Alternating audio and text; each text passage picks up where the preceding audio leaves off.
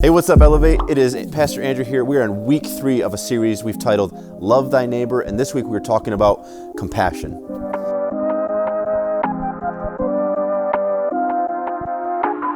Compassion can be defined as this. It is to suffer together, right? I don't know about you, but when I hear the word suffer, I instantly think to myself, like, are you talking about pain? Are you talking about really struggling? You're talking about me being hurt even? And what we're really talking about when we use the word suffer in there is it actually is to experience or be subject to.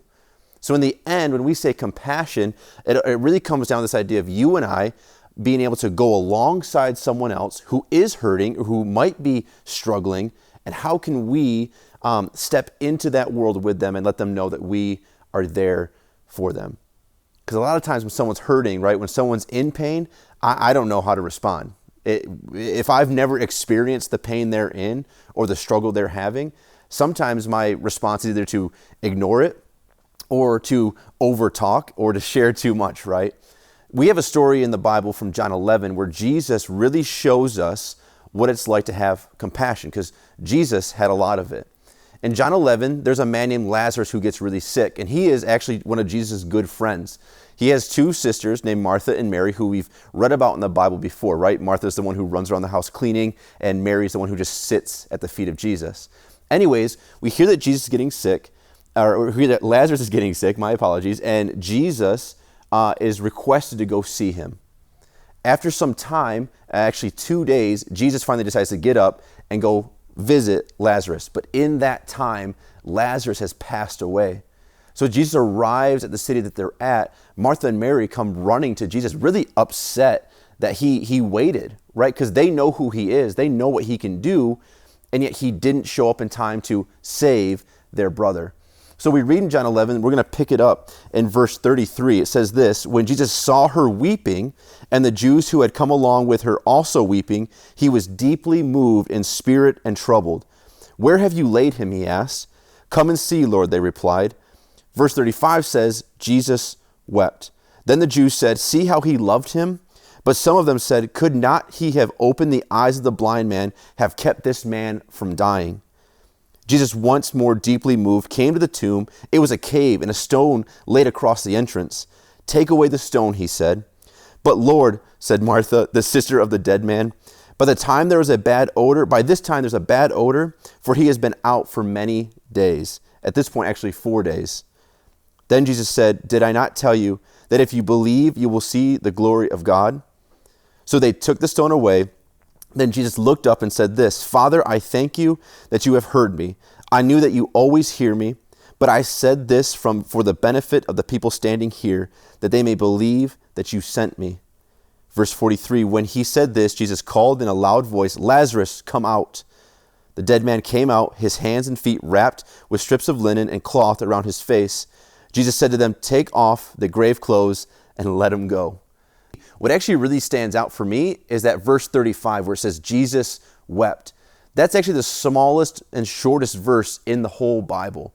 But what's crazier is, I don't know about you, but when I think of Jesus, there's some images that come to mind, right? I don't necessarily picture him crying. I kind of picture him like this. There's almost like this unemotional look that we've kind of depicted Jesus having.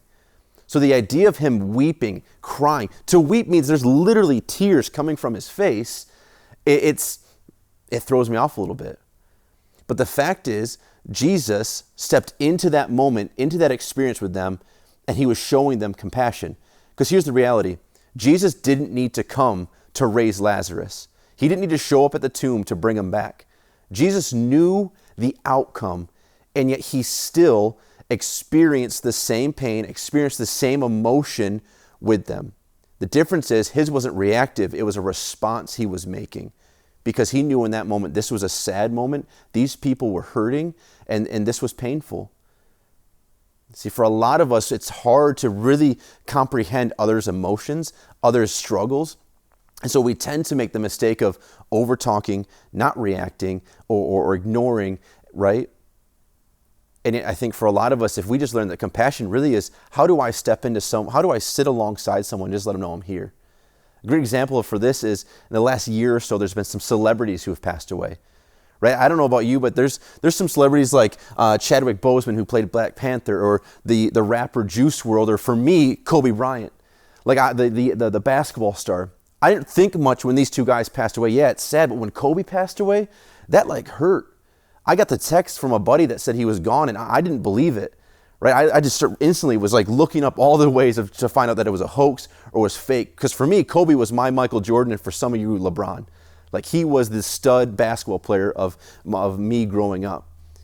Right? So when I heard he died, like, I literally like was hurting for a day or two. Like, I thought about all the things he was doing, all the things he was going to do, how great of an athlete he was. I thought about his family.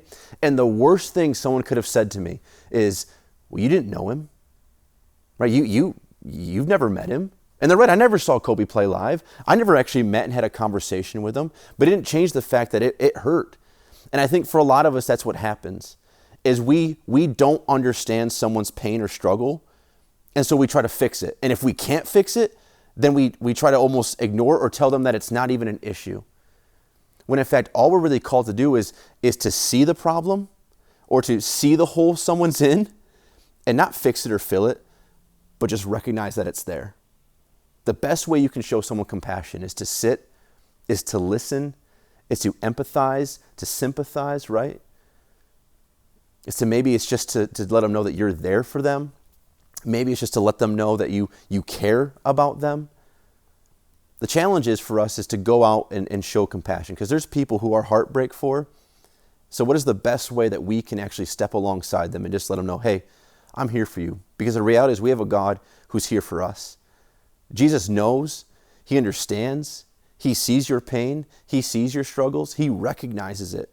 The reality is he can fix it.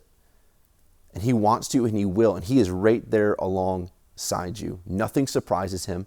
Nothing catches him off guard. He's not shocked by your pain. He's not shocked by your issues. He just loves you. And so for us to love our neighbor with compassion is for us just to recognize that some people are hurting, and we may not have the answer, but we don't need to have the answer. Jesus has it, and he's the ultimate answer anyways. So this week, just let you know that we love you. Show some compassion to someone. We are meeting in person on Wednesday nights from 6 to 8. We'd love for you to join us when you feel ready. But until then, stay safe, and we love you.